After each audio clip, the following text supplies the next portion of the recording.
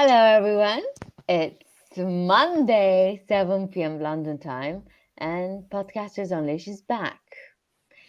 Oh, it was a crazy week today with the crypto situation. I'm still excited and nervous. I hope you guys did, if whoever is doing deals and trading, they made a good trade out of it. So you came out positive. Anyways, today's show is about future of humans. And we're going to talk about different topics about it. But first, I want my co-hosts introduce themselves. Let's go with you, Kaula.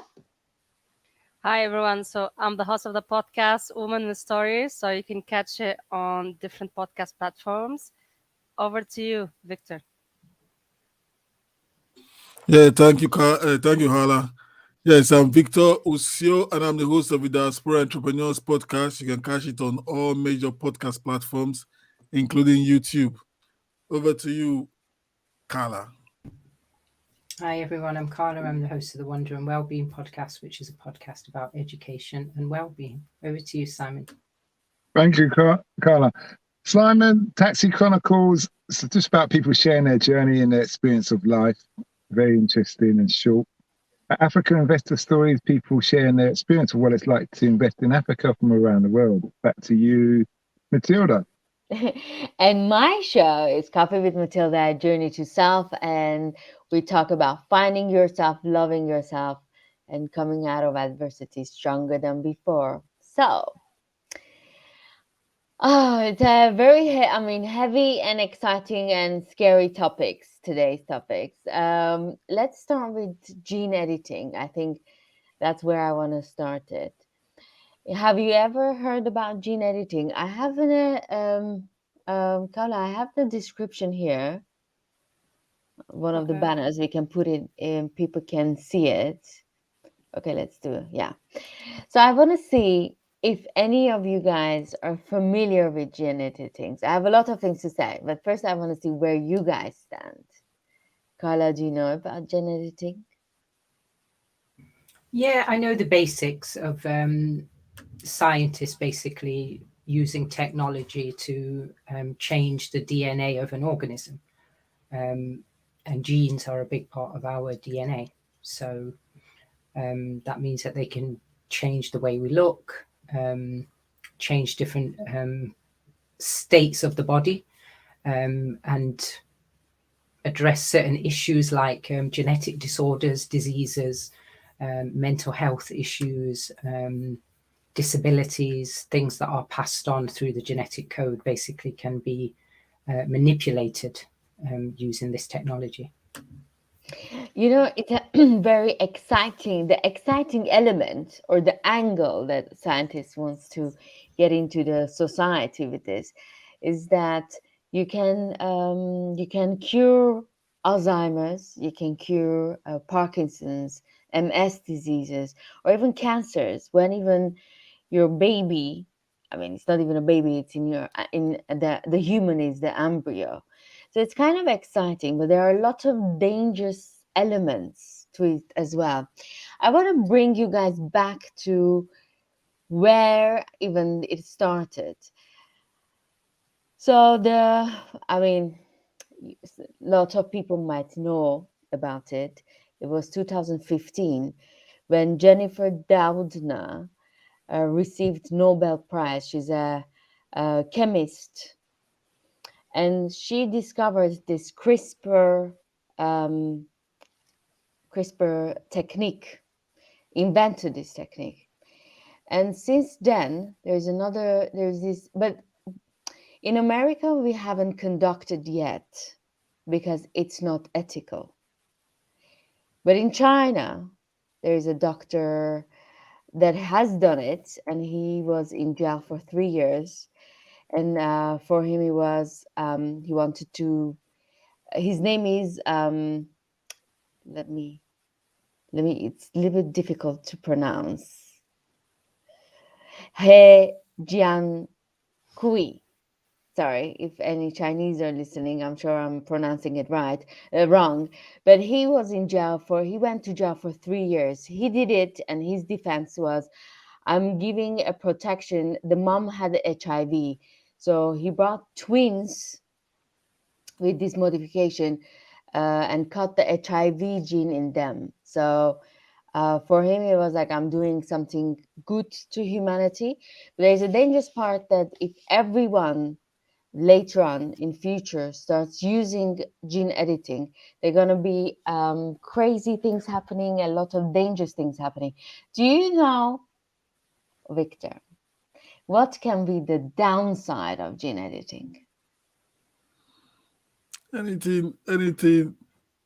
First of all, this is a scary, you know, challenging topic for me because anything that would manipulate our natural flow as human beings, I'm really, really skeptical because no matter the kind of angle they want to like present it from, to cure Alzheimer's, to cure this, to cure that, the reverse, So the downside is it can be taken to really, really the dark side of it. People start manipulating, I think manipulating soldiers. Because I see stuff from the movies, real scary stuff from the movies coming to play. You know, I know it's good to help repair, repair cells, repair genes, but the downside for me, it's really, really, it's the ability for the authorities to actually get good regulations to manage it. That is the downside for me on a very, very broad scale. Simon, what do you think? Do you think humans we can be trust? Are they trustable? Well, I'd like to talk about actually the history of excuse me, the history of gene editing. Gene editing doesn't just start with human beings; it actually starts with crops. Yes. To where you get formulate do different things with crops to get a better harvest. England in the Victorian era, they mix different seeds or genetically modified to create a very strong, fast-growing trees, which we have throughout London, but they produce a different lacquer, terrible lacquer. But what my point is here, it's not just about the human side. We're really going to look at the gene editing. It goes back, and that's obviously where you come in genetically modifying food, which a lot of people don't like, and some people are happy to consume anything. So those things probably have more of an effect on the human body today than what we're actually, where the conversation is actually going. Because as many people claim, there's certain things that happen with when you take away certain nutrition values from food, as in seedless grapes, they produce about 50% of the nutrition that they originally would if they were naturally grown and the seed hadn't been tampered with. So those are things to take in consideration. And we haven't really seen the overall after effect. We know like with popcorn, you get bloated bellies and things like that because those corns are all genetically modified. But those are things to really take into consideration in comparison to where the conversation's going at present. I just want to throw that out there. Very good. Thank you, Simon. What about you, Kaula? Any idea, any thought about gene editing and our future? Yes, actually, the question about the danger of gene editing, I was reading an article about if the doctor inserted the genes in the wrong DNA, it can cause tumor. So sometimes in the labs, they do a lot of experiments to try and find the solution. And also in China, they don't talk about it much. They put Muslims in concentration camps, and they are trying to um, put AI and gene editing to them so they can experiment on these people. So it is scary because if a powerful country like China or another country that has this new technology, they can use it for the wrong reasons. Yes. So we don't know the intentions of these countries. I want to bring you guys back to a lighter side of this. I mean, brighter side of this gene editing. I don't know, a couple of months ago, I think it was in January. Yeah, in January, we saw there's this man in the Maryland University. He got a pig heart transplant, and it was one of the doctors, one of the lead doctors, were surgeons, were Iranian too. So Iran was watching it very carefully because we were very proud of our surgeon. But then he died after 2 months. He was okay for 2 months. The transplant went okay. So obviously they do gene editing on the pig. You can just grab a pig anywhere and do the transplant, the heart. And they were saying if this works, it's going to be a very big achievement for humans, because we lot. I mean, millions of people, they die because they don't have organ transplant at the right time. But then he had some complications. They're saying it was a good trial. So the next one on another human that they're gonna try it, they think that they're going to change certain things and it's going to go in a better and smoother process. So I was just going to tell the audience, his name was David Bennett. He died 57-year-old. Anyways, if he didn't do the transplant, there was no way he would continue living. So he dedicated his body to the science of gene editing. And I thought that's interesting to know. Anyways, you had something to say, Would Simon? you guys dedicate your body to the scientist? That is a good question. Depends. Maybe if I I'm think that should dying. be, I think that should be an interesting audience question because you know where I will be. Would you give your organ, Simon, to Yeah, if that's a really good question, Howler. And I think the first thing that comes to my mind is who's going to get my organs. Because if I've looked after myself and exercised, I don't want any fat person or smoker to get my organs. You don't deserve it. You haven't looked after your body. I spent years, decades, is it decades? Yeah, looking after mine, and you just no, you're not going to get my body parts. So Obviously, that would my be body. that would be on your selfish? There'll contract. be there'd be conditions. I'd say there'd be conditions, but then also under what circumstances can someone get your body parts? Because generally things have to be removed while you're still virtually alive. From what I understand, there's a very short window for you grabbing someone's organs. I'm not a doctor, so don't quote me on this, but it's all like a bit of a you had a car crash, you could survive, but no, he's got a donor card. Let's just rip his heart out and take his kidneys. Um, so you got to kind of look at it a bit sideways. But also in relation to what you said about the heart and the pig's heart, that man was quite old and he was sick prior and he hadn't really looked after himself, from what I understand. So when we're talking about these experiments being successful enough or not successful, we need to take that into consideration. You're not dealing with somebody who's generally in their mid-30s, which is a Well, reasonable health. 57 is old. Yeah, well, he hasn't. Yeah, of course, he's still over the hill. What's the life expectancy in England is 77? Yeah, I don't know what the life Oh, expectancy in a is in the couple of years, States. I'll be 57. 77. So if you Well, look at the life expectancy in different places around the world, and America's not really, I don't know, was it America? I'm not sure. yes. America's got very Yes. bad health issues and stuff. Mm. Okay. Okay, we have George showing up. Thank you, George, for showing up every Monday. We appreciate you. We have Sasha. Sasha, and you're saying editing is considered as the future of humanity or the fall, directly related to transhumanism. Yes, we talked about this topic before, remember that. And transhumanism is related to theosophy, but it's another subject. Gene editing is like the philosophical stone for alchemists. Okay. Very good. Okay. So we're going to wrap up the gene editing part. We're going to go to metaverse and then at the end, I want to give you the relation between these two. Any of you guys know about metaverse? I think we talked about it a couple of weeks ago. It was Victor's show. But any idea, Kaula, you're the young one, so you should be up to date with the technology. I'm not a fan of metaverse, but anyway, metaverse is the virtual world where you can do everything, meet with your friends in a decentralized land, or meet with a doctor, or do your meetings. It's just a virtual life that you will offer to yourself.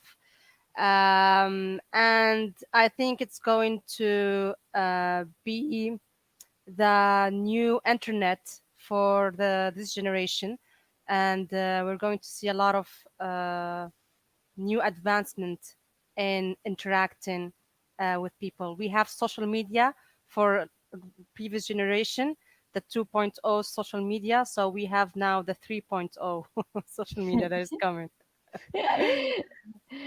Do you know, Carla, what do you know about metaverse? What do you think metaverse, how do you think metaverse will change our lives? Well, I don't think it's going to change everyone's lives. I think it's going to change the lives of people who were deeply immersed in the internet, because the difference between the Web 2.0 and the Web 3.0, where the metaverse is operating, is it's the degree of how immersed you are in that world. So at the moment, you can only be as immersed as we are right now, as in I'm here in this physical space. I'm surrounded by reality, but in front of me is a screen that allows me to check out of reality. But the metaverse is very different, because the metaverse is facilitated mainly through the VR, the virtual reality technology, and the augmented reality headsets in particular. And that's a different level of immersion. If you've ever tried the VR headset, it changes just in a few minutes. It changes the way that you view the world. So if you stay in there for a few minutes and you take it off, you feel very disoriented. So I think the degree of immersion is what's going to be the big change. And some people are physically going to check out of this physical world. So it won't matter where they live or where they are in their physical space, because most of their interaction and their experience will be inside this world, which is literally going to be a small world that covers their eyes and their senses, basically. But I don't think everyone will go there. I think it would be a long, long time. I think at least 2 or 3 generations would have to die out before we could get to that point, because many people just they're not interested. Lots of people are not using the internet. They're not immersed in the internet at all. We hear all these figures about how many people are using the internet and using social media and all of that, but there are loads who are not. It's just they don't need it. I mean, my grandma generation, yeah, but my mom generation, they're Facebook generation. Yeah, So but they imagine. still have but their friends are in the real world, right? They're not quite in that. I don't really have internet friends. I have real friends. And I'm in my 40s. I think maybe people in their 20s still, maybe some of them will say, oh, I don't have any real friends. They're all internet friends. But even then, I think I've got kids in their 20s, and their friendships are still face-to-face friendships. Although they may interact a lot online, they still meet up and, interact in the flesh, which is what the virtual worlds is going to eliminate, but only for the people who step into that world. You've got to be able to afford it as well. A lot of people can't afford the headset. A large number of the population will not be there because they can't afford the headsets. Do you think, Victor, COVID situation helped the metaverse idea to go forward? Yeah, I would want to think so, but let me tell you what happened to me yesterday. We were at the friend's elder sister's 60th birthday.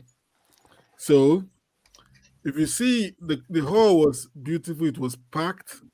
But if you see the ones that are actually having fun are like the 30 past the middle 30s up to 50, 60, 70. They are the one actually having fun. They were the one present in the groove of things. Why you see the millennials or the Gen Z, how you call them, they were all just like this on their phone. And you hear music blasting, but they're just on their phone, chatting away, connecting with their So I think you see me leaning towards kind of that it's gonna take a long time, even though COVID tried to like force the discussion of being immersed online, be present, be always having Zoom or like having this type of our conversation. But being human is the actual physical connection that we actually crave. So COVID forced the conversation, yes, but since the lockdown has been off, you see us being happy and coming out, being bubbly and trying to like reconnect with each other again, which is the human nature. So I would say COVID forced the conversation, but we are humans. Hey, we are. I just realized we are COVID podcasters. Just, just to jump in there where Victor left off and what Carlo's talking about, if you really look at it, what Rich has really pointed out that there's a social issue because the younger generation don't really know how to interact and with each other socially, and therefore that's probably why you get a lot of young suicides and they're devastated just through social media. Where our generation, you just turn it off, and there's no problem in that. But because it's their life, they've made it their life. But what I think, well, something Carla said, what will be a very good test is to see if prisoners, you gave every prisoner a virtual reality goggle, would the prisons be a lot calmer? Because they can interact with everybody in the globe, but they can't harm anybody. Unless by the millennial standard, it will be like, oh, you said this and now I'm devastated. Um, but generally, there'll be a really good test. I know there's been other prison tests. I think that would be great because that's a ideal way to see how the future generations, even though prisoners aren't necessarily that young, ideally, to see what's likely going to be the occurrence in 10 years to come or 5 years to come. You could just do a survey for 6 months even and to see how they get on and see if are they going to be violent during that. I know we're going down a different rabbit hole, but are they going to be violent during that time in the metaverse? Do they want to go around in crews and raping and pillaging or do whatever they do, carjacking? Or are they family people and, in the metaverse? It'd just be an interesting experiment. But back to you. That can be a nice experiment, Simon. We should tell, I don't know, the authorities maybe to look into it. That can be nice. I don't know if they want to spend that money. But like a lot of people right now, I think young generation, they go on a date in metaverse. It's not online anymore. I mean, it's really online, but you're in a metaverse. There are What? restaurants online. There are restaurants in metaverse, and they're saying even our buying experience soon will change. Imagine your avatar is in Zara shopping. So online, maybe you don't feel when you go to Zara's website, you want to buy something. Maybe you don't know how it will look like on here. But imagine if you send your avatar to Zara's shop. I mean, you can you can have a sense of how it's gonna look like on your body. Do you guys understand what's happening in in Yeah, the actually, metaverse? you remind me of one technology in Japan. They use it about licking the screen to to taste actually the food from your screen. So it's already there in Japan, which is a little bit crazy to have this kind of I would like to technology. see how that works. How that works. Try it now, Victor. But there are some chefs actually buying. Depending on the screen, the box you lick is a different flavor. But there are chefs right now that they're buying restaurants in metaverse. I mean, this thing is gonna be huge. I'm telling you, not that I'm into metaverse, but I feel like metaverse will take over the world soon or our lives soon. Hopefully not mine. but I'm sure my grandchild will be living in the metaverse world. I think that And that's where the it is, scary part is. but I think that it is going to be huge. We know that because JP Morgan just doled out some huge billions of dollars to acquire real estate in the metaverse. We know it's going to be huge, but not this. To me, it's not this decade.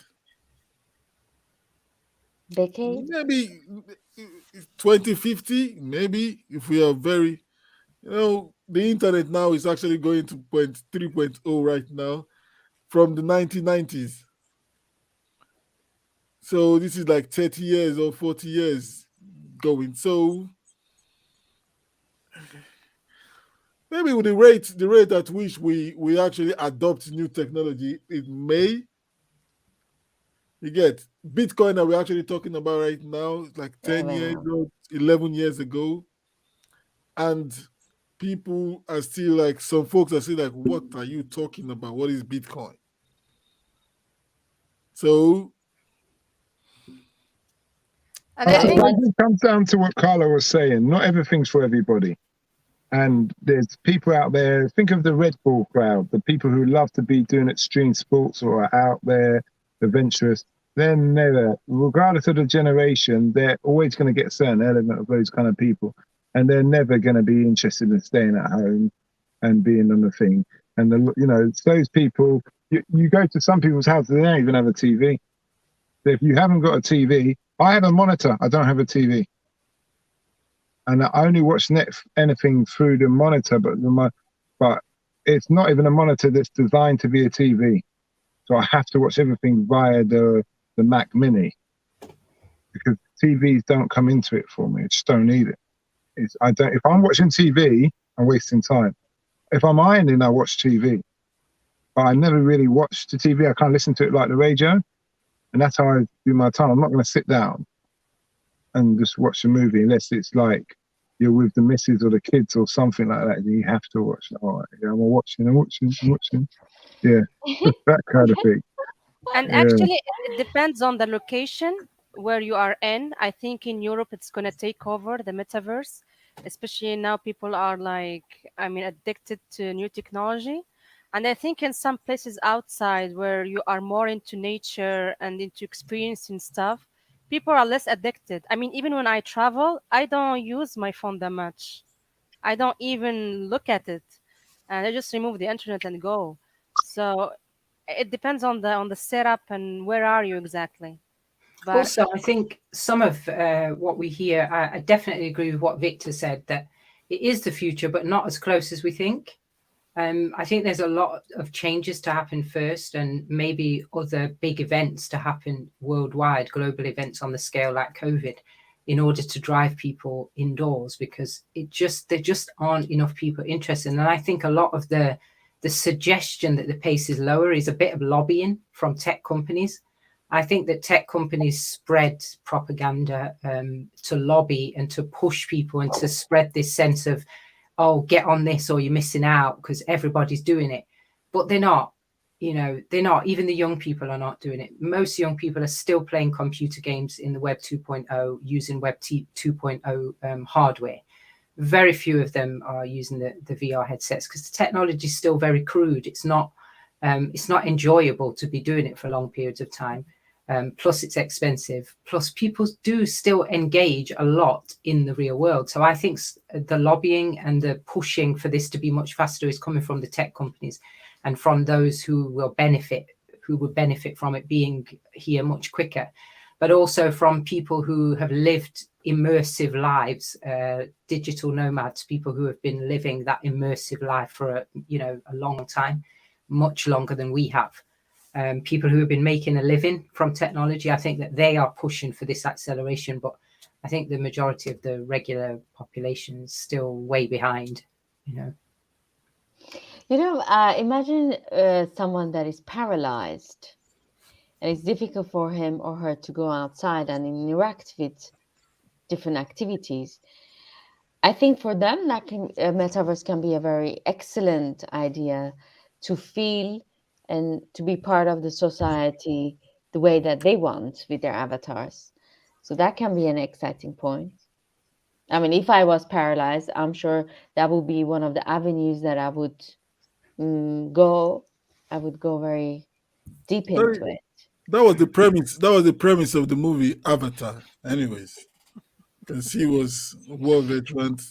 So yeah, I've seen my daughters play this game Sim. Maybe you know the game Sim. It's like Second Life or something like that. We're So not you see them. Generation Z yet. So it's there's some stuff that they don't want me to see. I say, oh, you see that? You see when she gets up from the bed, or when the guy gets up from the bed, they make the bed straight away. I say, oh, you see, something like that. So they don't want me to like watch the game, watch them play the game, because I try to like, oh, you see, when they get up the kitchen, they have to tidy up the kitchen. You see, so they just want me out of there. So, but that is how the metaverse is going to be like, and more interaction. Without the Nice. father. So, do you think? Uh, Do you think? I want to ask this question from our audience. Do you think this is the end of human as we know? I know Sasha has a lot to say about this one, but we'll see. Oh yes, he's commenting. Kaula, Yes. Yes, actually, what you're saying is with the future crisis, people can find a refuge in the internet world. It could push metaverse to another level. yeah. Well, okay. Now let's go. If anyone has another saying about metaverse, we close it and we go to AI. If you just before something to build on what Howlett said there, with the future crisis, depending on the society you live on, you're going to go one of two ways. And one of the ways is, okay, I'm going to start growing my own food and doing my own things and like that. And those people are going to have less time for the internet, and they're going to cut things off. And that's not just people who are in, let's say, less developed countries. That's people who are in Western countries as well, who just turn around and say, you know what, I'm going to have an allotment. I'm going to start growing tomatoes in my own garden. I'm going to start taking life a lot slower because the government's going at a rate and I'm not playing that game. So it's kind of voting for my feet with their feet. So I wouldn't necessarily go on the basis that everybody's going to do it and everybody's going to have to do it, regardless of the society you're in. There's certain things where the government might say, yeah, you need, if you've got to sign on, you've got to, or you've got to get some kind of money from the government, you need to do it by your mobile phone. But then as we found out, there's 1.3 million people in England who don't own mobile phones or bank accounts? I can't remember, Carla. Bank accounts. Yeah. Bank accounts, yeah. So if you don't own a bank account, you can't do the thing on the internet. Do you see what I mean? In the sense of purchases. So that speaks measures. But I think this And can be over in one generation, no? Next generations, you won't see these kind of things. no, you're assuming that people will want to have a mobile phone. Some people are happy with not. My parents, they're in their 70s. They've got one mobile phone between the two of them, and they only take it out on special occasions if they're going to be away for a long period of time. That's it. If they go on holiday, they don't. I don't think they don't take their mobile phone, and they go on holiday a lot. Also, one of the things that's overlooked, and this is why I said it's tech companies lobbying for this kind of stuff, is that the world economic situation is not even. There is a huge disparity between the rich and the poor, and there's an economic crisis going on all the time somewhere in the world, and the money just isn't there for people to engage in those technologies. People are busy working, and most of the work they're doing is still in the real physical tangible world to make a living, and these technologies run at a high price tag. Plus you need to have the leisure of being able to have free time to learn these technologies, plus spend hours immersed in them. And I think it's people who are techies and have been techies for the last 20 or 30 years that are in that world, not the normal everyday people. And data is expensive in some countries. England, you pay a tenner, you get unlimited data and mobile phone calls. You're good to go to be on the internet all the time. But other countries, it's extortionate. It's really extortionate. See, to me, I think most of these companies, their target is not like everyone. If I'm just thinking about this again, their target is not really like everyone. So if they have maybe 100 million users, they're good. They Yeah, I have agree with 200 that. million users, they are fantastic. And if it's up It's a to a bit, billion, whoa, welcome. So you're not thinking there is something behind? There's a behind agenda? Economics, yeah, but it's just a bit, sorry, Victor, if you look at it, what's behind, you've got to think of this. The best people in the world who are tech savvy are not from the Western countries. They're from the Far East and they're from Russia.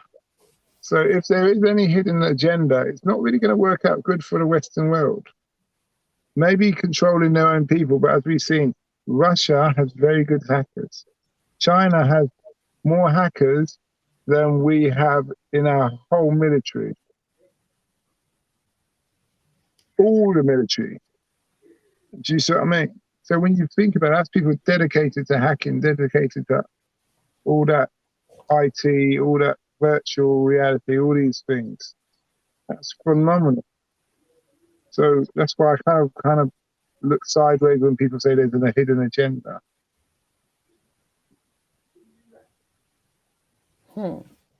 Interesting.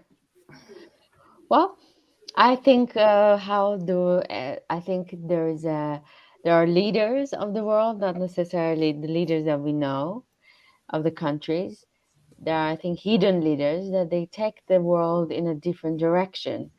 How even COVID happened, all this confinement were for a reason, and the reason they're bringing certain technology out is because they want humans to be in a certain direction, not necessarily the direction that we know, but they have something bigger than what we think. I think even I whatever think, the war is happening, even the right now Ukraine and Russia war, is not what they say to us it is. There is a different agenda behind, and who's controlling these wars, what is the purpose. I mean, I don't think the normal people know, but there's all these events that takes humanity a step forward to the goal that they have. Maybe it's not these 50 years, but maybe the next 100 years or 200 years. Are you going David Icke on us now? Yeah. A lot of, I mean, Harari talks about it, which I love. And actually, Sasha is mentioning him here. Kala. but I Yes, was saying actually, in sorry, relation to, just to talk go on. to just to bring the Sasha's comment about what we were talking about. Harari, who is very close to Klaus Schwab, talk about the end on Homo sapiens with all new technological step of humanity. Um, yeah, and actually, I just want to add something. I have seen reports about human fertility decline, and there is a severe decline in childbirth has Where? occurred over the past half century. Where? They no, they just talk in general. There's no demographic Yeah, factor. but you got to They should take talk in demographics. into consideration how like there's a hell of a lot of women having abortions. Yeah, they There's a should talk hell of in demographics. England alone they had 250,000 in 1 year. Imagine that. Yeah, but that will lead also to considerable like population decline with all what's Yeah, happening. I agree. But what I'm saying is, it's not people not making love. It's just people, you know. Well, abortion is necessary if the woman That's doesn't another want. topic. I'm not going to get into Yeah, that topic, but I'm with abortion, so. yeah, I can believe it. And you have, and you also, apart from abortion, you have people who choose not to, you know. Yeah, I mean, you're free to do whatever you want. The woman is free to do whatever she wants with her body, so whatever works for her. Yeah. She needs to So carry it for 9 months, so you it's said what did important. you just say? What did you just say? She needs to carry it 9 months in her body. This is the article that talks about human fertility declining. If you wanna guys check it out too. Okay. Thank, thank you. Victor is getting ready for another heated topic, but well, we're not going to talk about abortion here. But actually, this can be an interesting topic. It seems like you are for it or against it. Just want to know your idea about it. You for it or against it? I'm indifferent. Oh, okay, good. Indifferent is good. Okay, so let's talk about AI. Do you have any understanding of AI? I mean, I'm sure most of our lives are kind of governed by AI, but I want to see how sensitive you guys are to this idea. Do you know how your life is governed by AI, Gaula? Examples. Actually, we are all like governed by AI in the moment because even the device, the phone we have, is an extension of our body. So we use it. It's not that experimental like AI when you go, for example, into games, virtual games, or when you interact with a robot. But actually, the game that you play, it's an AI too. So it's a whole new topic to talk about. Yeah, Mhm. I think just to add to what Hannah is saying, I think we are already being see from our calendar to our task. See, you see, we've been see AI is good. You see this, it's an AI. Whether it comes, it's an Android. Whether it comes to the human head shape, whatever it is, it's in the block shape right now, but it's coming like see, it's in our bedroom with us, it's in the shower with us, the kitchen with us, and when you're making food, the microwave AI, ting, that is AI there. So if you think it's not, it's they are everywhere. So and to me, the Internet of Things is even moving faster than the metaverse thing because IoTs are just everywhere. We have smart ring on your door wherever you are. If someone rings your bell, you see them from the other side of the world. So they're just everywhere, and they're helping us doing most of the mundane tasks as humans every day. So they're helping us to perform. They wake you up in the morning as well with their alarm. If, So you when you like it, consider Victor? Yeah, of course. when you consider what the real AI is, though, it's the pacemakers. It's the medical industry that where they put stem cells or bridges in your arteries to allow you for your blood to be able to pump around your body. That's the thing where you're really mixing biological tissue with artificial technology, and it's working, and it's been working for many years. Even the fact that people put many metal pins in people's bones to enable them to walk again or fix bones and all those kind of things. That's the real AI. People always think, oh, some other kind of things, but if you really look at the medical industry, they've made some major strides in the last 50 years with AI. And war has been a great thing as well, because through war, they've learned about the fake hand, the be able to maneuver the fingers where you used to just have a hook or something like that. Now you could actually do things, and you've got the bionic legs, got the arms, the list just goes on and on and on. Speaking of war, Simon, just a minute, Matilda. Speaking of war, Simon, the drones, these are AIs that are helping us in Yeah, wars. yeah, Do you great think there will be a example. time? Yeah, do you think there will be a time when instead of dropping drones dropping bombs in in human population or something like that, there'll be a time where it will be drones against drones, like the US drone fighting against the Chinese drone, or this kind of, instead of loss of human lives.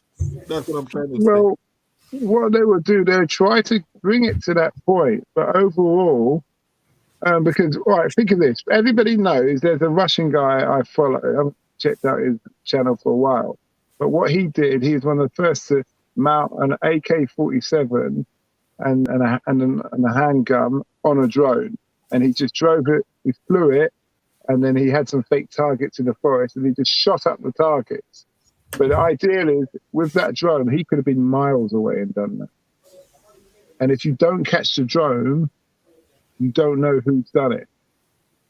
You understand? So where you had the president of Venezuela one time, and some drones were flying in, he blamed it on Americans, but he said that was a potential. They tried to assassinate him in public. Because what you do, you strap Sentex or explosive device to the drones and just fly them into the target. Now, if you've got facial recognition on that target, it will naturally pick you up and run into you. Now, in answer to your question, if China has that and America has that, in the sense of explosives, even if it's not facial recognition, you've got drones fighting drones within reason. But then you're going to have to program those drones to pick up the enemy drones, or you're going to have to rely on the soldiers to try and use like shotguns, that's the ideal weapon, and to take out those drones before they take impact upon the soldiers that have. So you will have some technology, but I wouldn't say we're there from my knowledge and the research I've done on like weapon channels to say that we're quite there yet. But people do use drones for battles, and like I know in Syria, sorry to prolong this, the patrols, when they're going out, they're sending drones around a corner to see what's going on before they go around a corner, so it saves lives. If we're going around a corner and someone's there, we're going to see. Yeah, so you have to hide from people's drones as well as hide from the enemy. Do you see what I mean? So it gets all a bit complicated, but yeah, that's the answer to your question. Okay, I want to ask this from Kaula and the audience. So, artificial intelligence we all agreed, that can dramatically improve the efficiency of our workplace and, the work of what human can do. They can take over some repetitive or dangerous tasks. So it frees up the human workforce to work for better conditions. Do you think still AI can be a good choice for us, or it can be a dangerous part? There's a dark side as well, which I'm going to get into it, but I want to see, Kaula, what do you think about it first? Yes, before responding to it, Sasha made great comment about AI. He's saying that AI will create a real change about jobs. Massive unemployment is coming in insurance, banking system, drivers. Yes, they already have a solution with the universal revenue, less energy for less economic growth. It's just logic in that context. Yes, I think the benefits of AI will be in education, especially for kids to understand, for example, science or biology using AI, using metaverse. I think that is the only positive thing that I can see for AI. Now, for example, if you talk to someone from Generation Z and ask them just do a small math problem, they will have a hard time doing it because with all this new technology, they don't simulate their brains as we simulated before without having calculators and without having computers to solve this kind of complex math or theories. So it has, I feel like it has made a major decline in people's ability to think and to search for solutions rather than applying it all into AI and make AI Mm. do everything. So that is the downside of it, that we think less and we are more confident that AI will solve everything. Um, that is the part that I see. And there is a scientist called Ben Kortzel. He is an intelligence artificial artist, and he was talking about uh, that in the next 20 years, if humans they do not merge with machines, they will be left behind. So I don't know what will be the the next generation, how it will work with AI. I think it's going to be a disaster. What about you, Carla? I want to talk more about the disaster part, but I want to see how Carla sees it. Sorry, Carla sees it, and she's been in education field for so many years. Do you see the decline of human cognitive part because of AI? Yes. Yes, absolutely. Yes, I do. And I think that, let's say there's a decline in certain functions that humans used to do, such as what Sasha's put in the chat. We see our abilities, our memories, for example, are a lot not as good as they used to be. We used to be able to hold multiple telephone numbers, for example, in memory. Um, Whereas now, sometimes you don't even know your own. You struggle to know your own because you don't need to, because it's there in technology. But then again, I think that we've seen an advance in other skills that we know AI will not be able to replace. And that's still going to be the case going forward. It doesn't matter how many things we outsource to technology, there are always going to be some things that are uniquely human. And I guess we're going to be challenged to develop more in those areas that computers can't and AI cannot advance in, such as empathy, such as community, such as love. It doesn't matter how you program any AI, you won't be able to get human connection. You won't be able to replace human connection or community. Or the internet, for example, was a lot of people talked about it being able to network and build these communities. But during COVID, we saw a massive surge in mental health problems with people who had access to the internet. So it clearly wasn't able to replace that human interaction and human connection. So yeah, we will continue to lose certain skills, but we will also advance, I think. But that's up to us. It's up to us as individuals, but also as collective communities, to make sure that we focus on those things that we need to develop in. This reminds me of this topic. Sorry, Victor, I'm going to get back to you soon. Harari was giving this speech exactly when after ex-president Trump was talking about the wall with Mexican borders, and he was saying President Trump needs to worry about AI taking over a lot of jobs in America, a lot of Americans losing their basic jobs. You go to McDonald's, you want to order it, and there is no person out there. You just do it with the AI. Then the border in Mexico, about Mexicans taking over the jobs of Americans. And it was interesting that how he described it was interesting. So whoever is interested in this topic, they can research it and look at his speech. It was fantastic. And it's really bringing this topic. I mean, if AI will take over, and it's taking over soon, what's our next, what kind of other skills we can bring in the workforce that can benefit us? Because the computers can do a lot of things better than us. What cannot do? And actually, Alibaba's creator, Jack Ma, was saying, if I have a child, I will encourage my child to go in art, in creative fields, because that's where AI cannot do, that they cannot ace it. The other things, math and physics, and I don't know, chemistry, AI can do much better than 100 men in a room. So I would just invest my child's creativity than anything else. I thought it's an interesting thing for listeners to hear.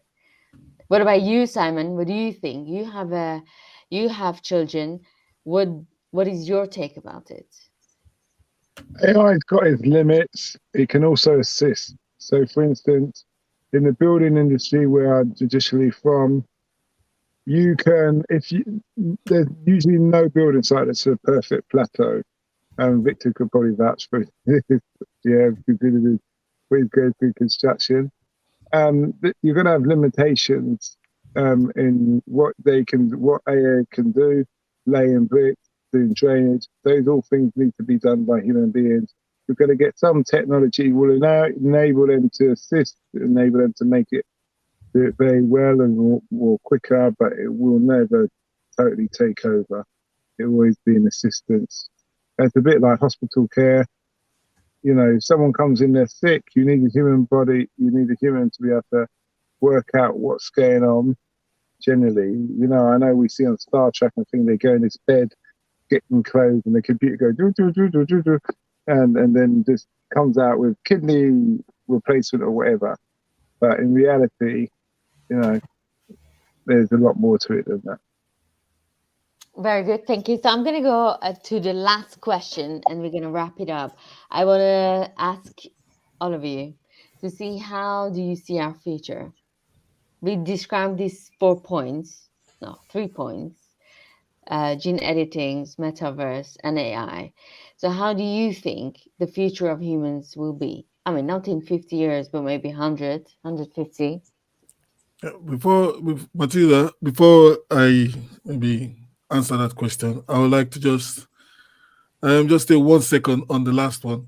See, what makes us human is our ability to, you know, superior cognitive, superior mental development that makes us human to stand upright, do other stuff that animals cannot.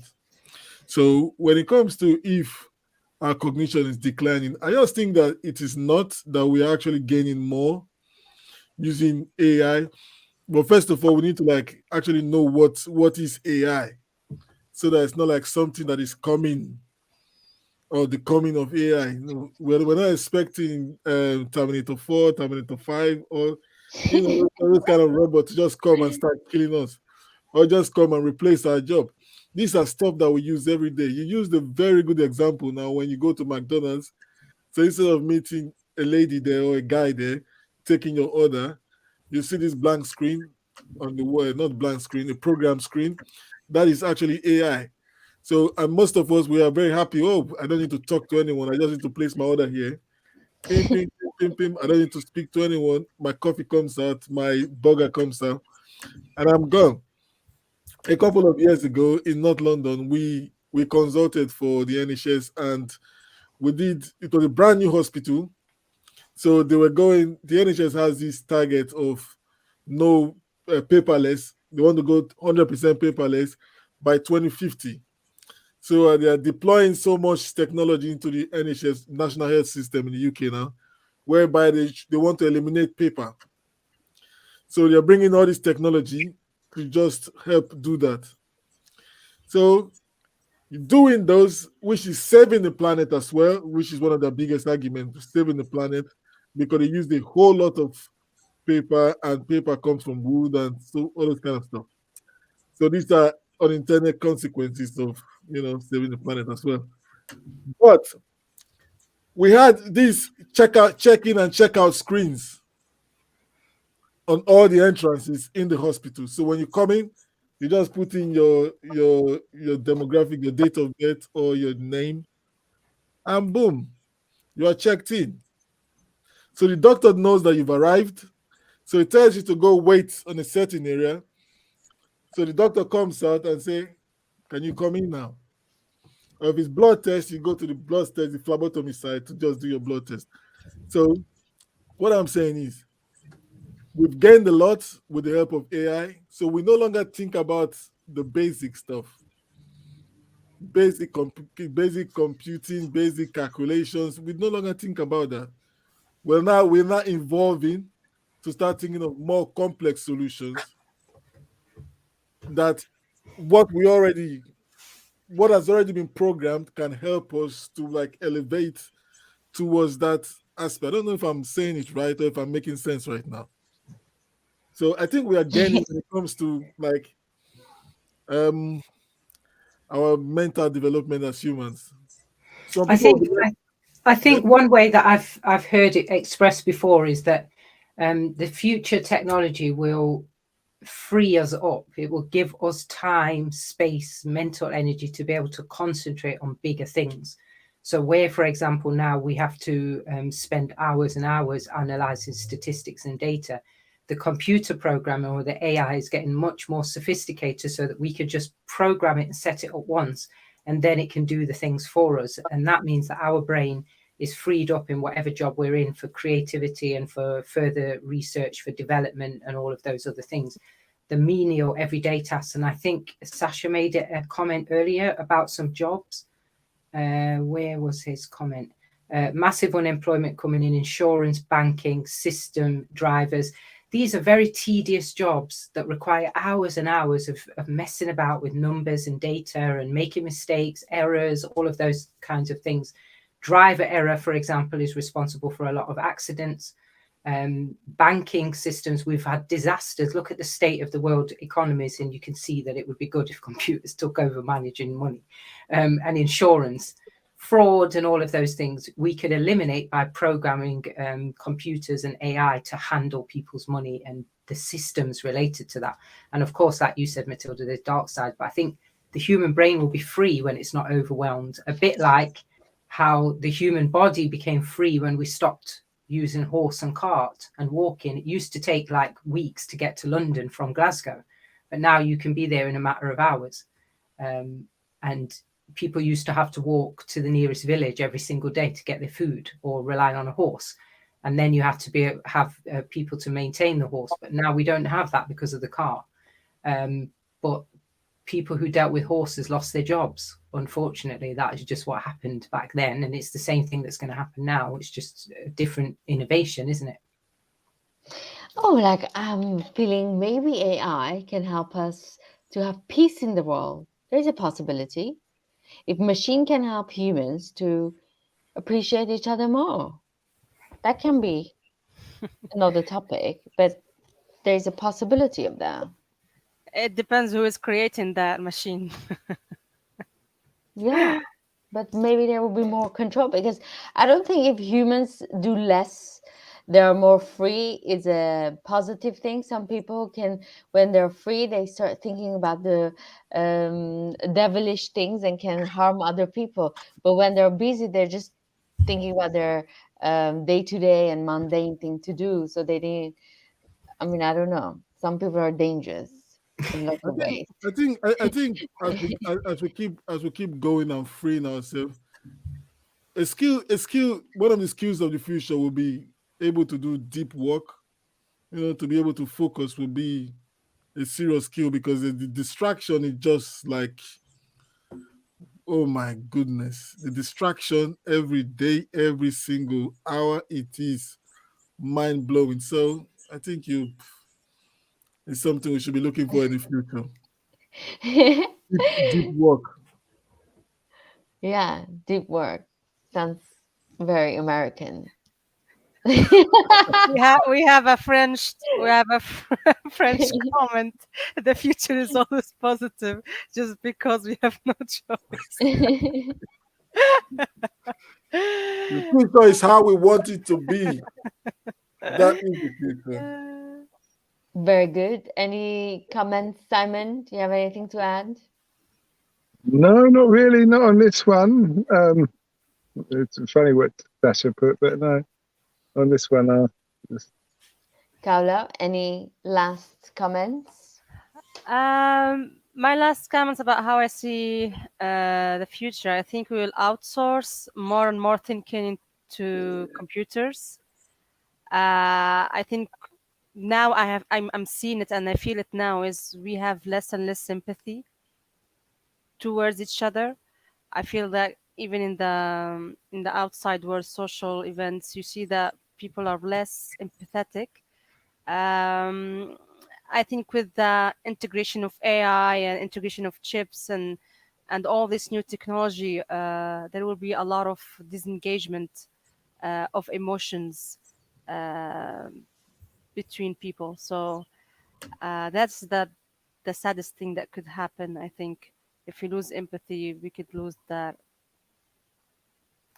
I don't know. Could lose that human connection. Lovely. Oh, interesting. And you, Carla, any comments? No, I would just back up Howler. I think I always talk about values, and I don't think the future is going to remove the need to talk about that. I think that it's going to become more and more apparent how disconnected we've become, and the tragedies. Somebody mentioned earlier about putting VR headsets on criminals, and I just had this image of them setting up at something even worse than the Silk Road when crypto and all that was, and you have this underground dark web. I could imagine a dark VR world, that probably wasn't just inhabited by criminals, but also by people that are out in outside of prison, but that we're not aware of. That they're in these virtual worlds, creating all sorts, or stirring up all sorts of destruction. And I think there's probably space to get into those industries, to make sure that when they are being shaped, they're being shaped with a view to developing people's values and the humanity within, because it can be used for positive. It's all about who programs them and who advises those who program them. So yeah, that's all I would add to that, really.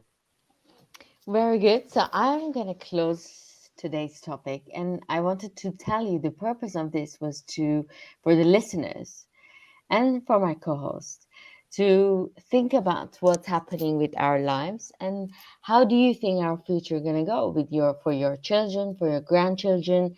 And maybe we are taking granted some of the beautiful elements we have in our lives now, which soon we won't have it because of gene editing, because of metaverse, because of AI. So next time when you're eating apple or sitting and having a coffee with your friend, enjoy it a lot. Maybe soon, in 30 years, 40 years, your next generation won't have that opportunity or that enjoyment. So I want to thank Sasha for tuning in as always. You're our big fan.